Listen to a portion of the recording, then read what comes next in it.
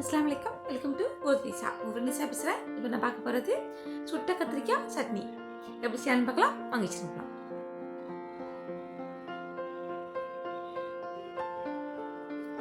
கத்திரிக்காய் எடுத்து வாஷ் பண்ணிவிட்டு ஒரு கம்பியில் இது மாதிரி குத்திக்கிங்க.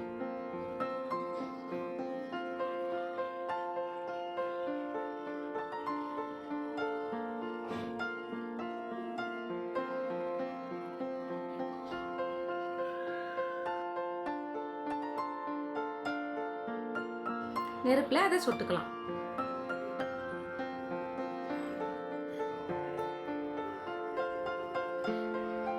எல்லா பக்கமும் நெருப்பு படுற மாதிரி திருப்பி திருப்பி ஃபுல்லாக சுட்டு எடுத்துங்க.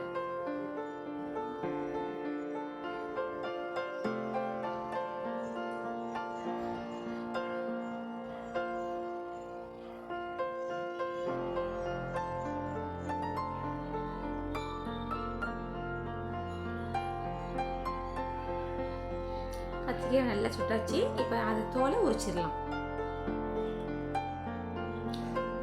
ஒரு கடாயில் கொஞ்சமாக ஆயில் ஊற்றி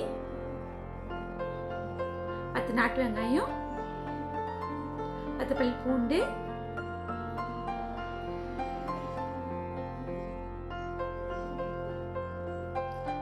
5 காஞ்ச மிளகாய்,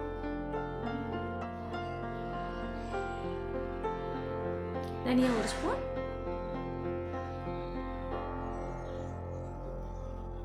ஜீரகம் 1/2 ஸ்பூன்,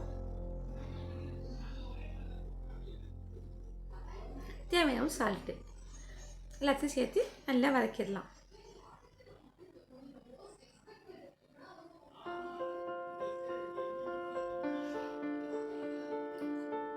கொஞ்சம் கருவேப்பிலை போட்டுங்க. அதையும் சேர்த்து நல்லா வதக்கிடலாம்.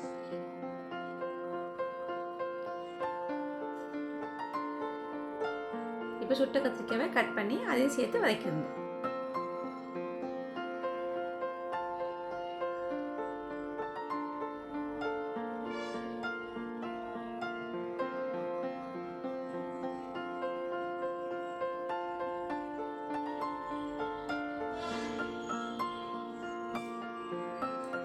அதையும் சேர்த்து நல்லா வதக்கியாச்சு. இப்போ அதை ஆற வச்சு அதை மிக்சியில் அரைச்சிடலாம்.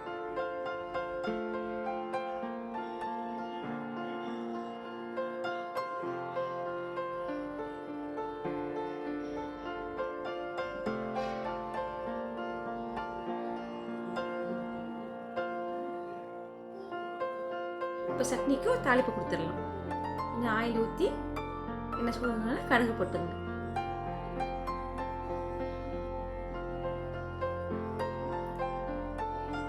கடுகு வச்சது கருவேப்பிலையை போட்டுக்கலாம்.